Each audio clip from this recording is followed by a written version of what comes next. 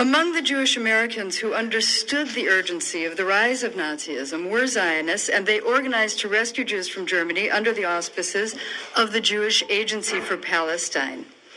The Romance of a People, which the Jewish Agency for Palestine supported and sponsored, was the highlight of Jewish Day at the Chicago World's Fair. It was really something that there even existed a Jewish Day at the fair. There were a lot of ethnic days, and we'll talk a little bit about how Jewish Day came to be one of them. But it was the highlight. It would use a chorus of over 3,500 people, colossal stage properties, as you can imagine, amplified sound, the very latest in lighting effects, music that spanned 4,000 years of Jewish history and experience in diaspora. And you may ask, how could a minority population coming under attack, as it was, assert its pride so forcefully at an international exposition?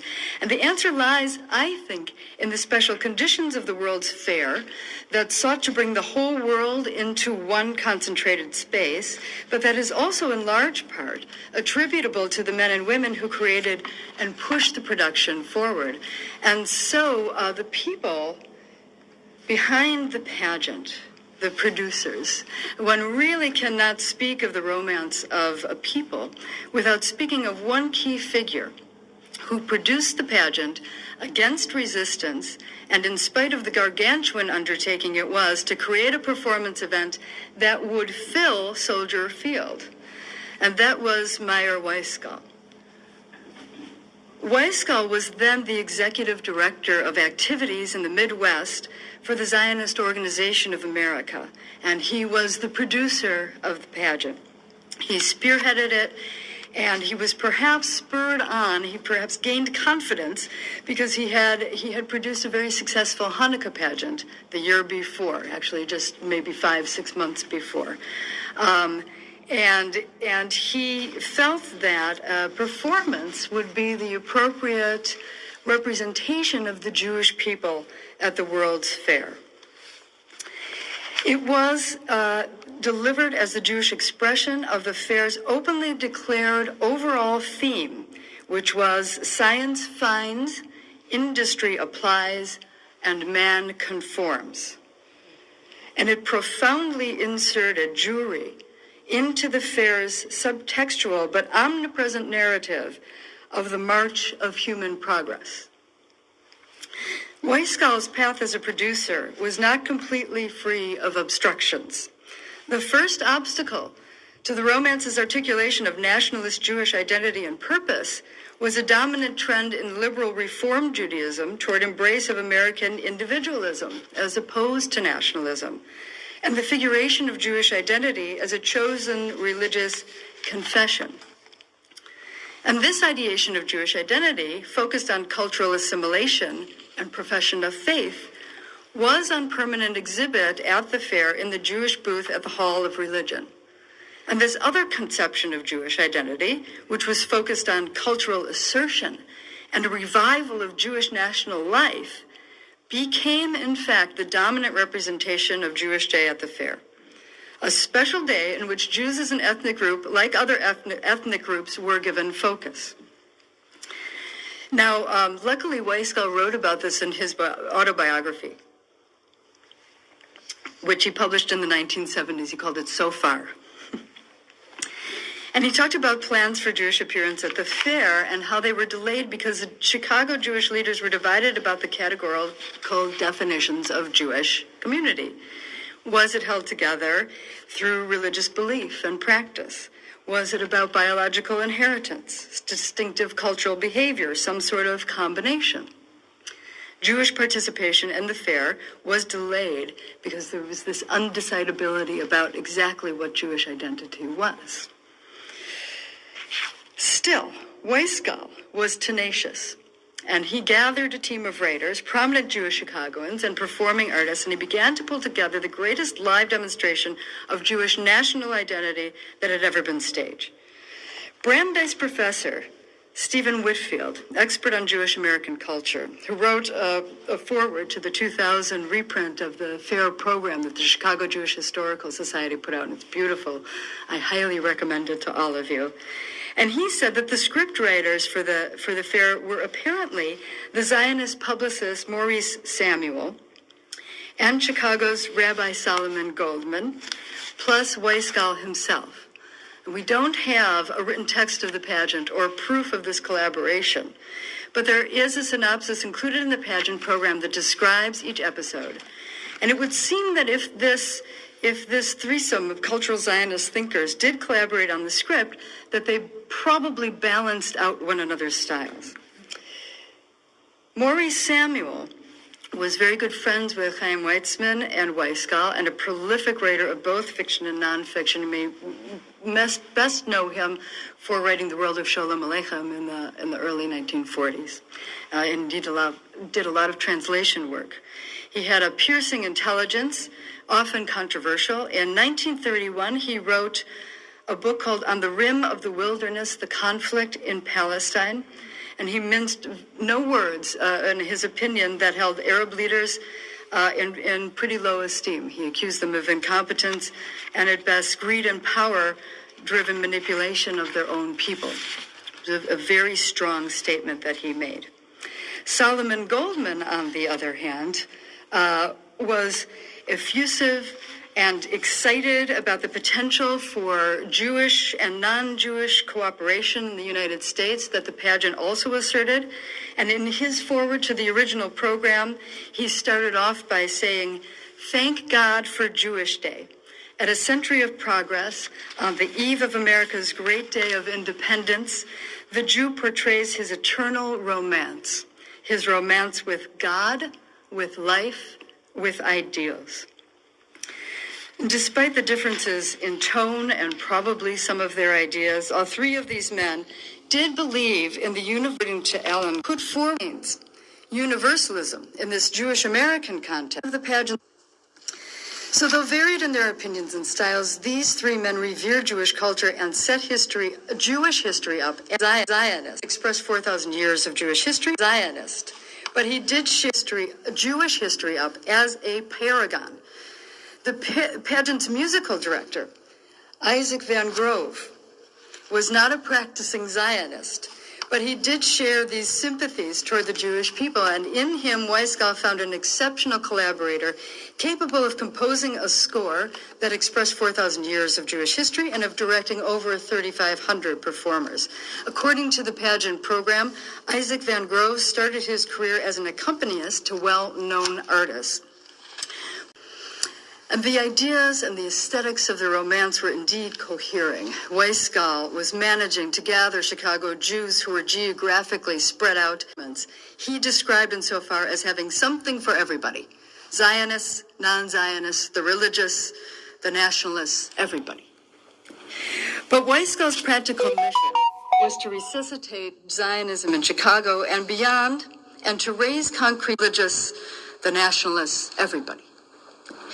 But Weisgall's practical mission was to resuscitate Zionism in Chicago and beyond, and to raise concrete support for Chaim Weizmann's mission to rescue German Jewish scientists and resettle them in Palestine.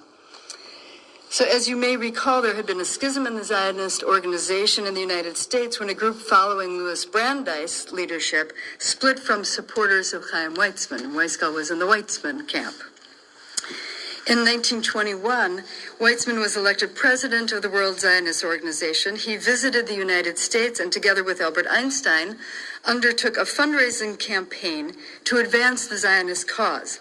In 1925, together with Lord Balfour, Weizmann inaugurated the Hebrew University of Jerusalem on Mount Scopus in Jerusalem. And he said on that occasion, quote, "We must create a high culture based on Jewish morality and make it a center of human culture." And indeed, that really describes the thrust of the pageant's content as well. That putting forward the narrative, the story of Jewish evolution from the beginning of time, really as human evolution, right, up to the redemption in Palestine, was the story, par excellence, of human progress. So, placing great emphasis on integrating science and industry, Weitzman promoted the establishment of advanced enterprises such as the phosphates plant at the Dead Sea and the hydroelectric plant at Naharim. However, despite renewed growth, the Jewish settlement was afflicted by an economic crisis, and to overcome that crisis, Weitzman established the Jewish Agency in 1929. Though embattled in 1933, and he had by then resigned his post as president of the Zionist organization, Weitzman was still very much respected. And when Weisgall convinced him to come and speak before the pageant, his participation generated a great deal of interest among Jews in the United States that most likely would not have been generated. So it did help to build an audience. Walter Roth, to whom I am most indebted, relays the story of Weisgall's convincing Weitzman to be a part of the Jewish Day pageant in this way. Weisgall decided he needed a famous speaker to fill Soldier Field, with its seating capacity of nearly 100,000. Can you imagine? 100,000 seats to fill. I now live in Baraboo, Wisconsin. We have 12,000 people there. Everybody knows everybody. Can you imagine being in this group? Who was the most famous Zionist Jew in 1933 and a brilliant orator at that? Chaim Weizmann, of course. Weisgall telephoned Weitzman, who was living in London, and here's the description of it in Weisgall's autobiography. Weisgall: hello, Dr. Weitzman, this is Meyer in Chicago. Weitzman: was, bist du Meshuggah geworden? Have you gone out of your mind? Is Chicago on fire again? Weisgall: no, but it will be when you come here. I want you to come to Chicago for Jewish Day. Weitzman: what's that? Weisgall says, in parens, I explained as fast as I could. Weitzman: what's in it for the movement? Weisgall, with impressive emphasis and prayer in my heart, if you will come to Chicago for one day and make only one speech, even if for only 5 minutes, I will give you $100,000 for any Zionist fund you designate. Weitzman: put it in writing.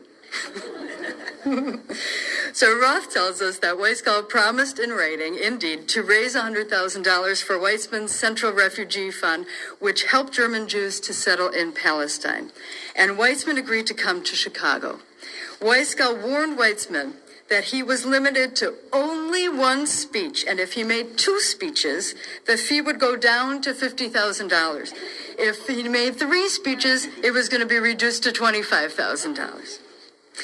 He was a very convincing man, Meyer Weisgall, and before he could set any of this into motion, however, he had one more person to convince, and that was the commissioner of the fair. And this was not necessarily either an easy feat.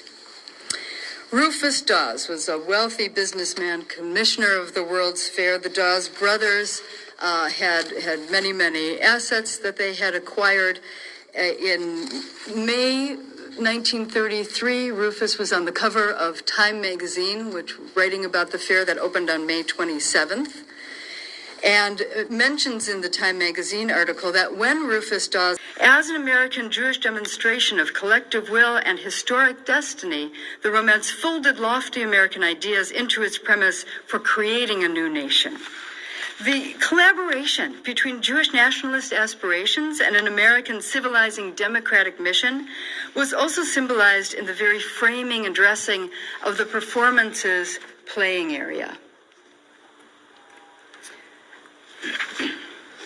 The enormous expanse of Soldier Field's greensward, and the stage was flanked, this is an image of the stage, according to Bennett, by avenues of 32 steel flagstaffs, from which swayed in the moonlight the blue and white banners of Palestine and the red, white, and blue of the United States. The picture, he added, was heroic. By the way, as you walked onto the main pathway of the fair, the Jewish Palestinian flag was not displayed with all of the other flags of nations there. It was, however, displayed in Soldier Field during the pageant on Jewish Day. And the young people who performed earlier in the day at the Hall of Science were carrying both American flags and Jewish Palestinian flags, which is the flag that we recognize today as Israel's flag. The pageant not only depicted history, of course, it also imagined the future, the redemption of the Jewish nation by its own hand through labor in Palestine. And here we see architect Samuel S. Oman's set design for the romance. This is a theatrical expression of the international style, white and geometric, a utopian tabula rasa. The Star of David illuminated atop the structure representing the temple in Jerusalem was a symbol of the eternal hope of the Jewish people, and at the same time, an impressive example of Western Electric's technical achievements.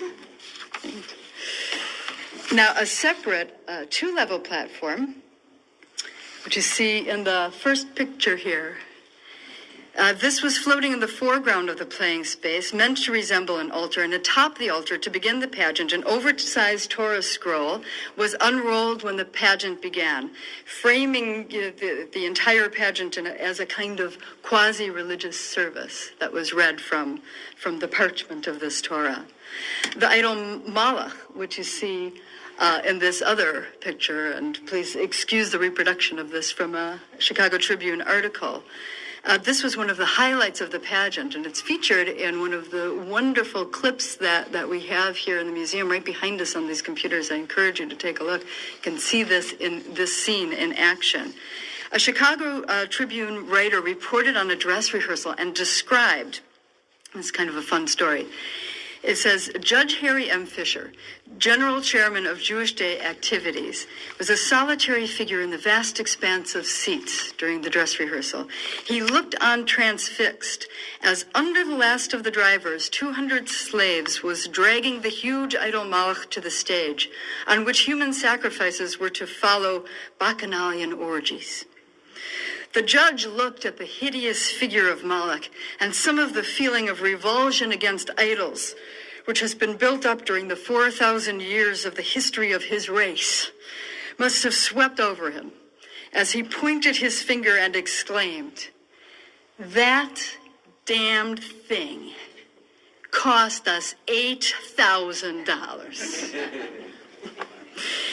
The idol measures 27 feet high. The question of why the World's Fair Pavilion is a state secret remains. What don't they want us to know?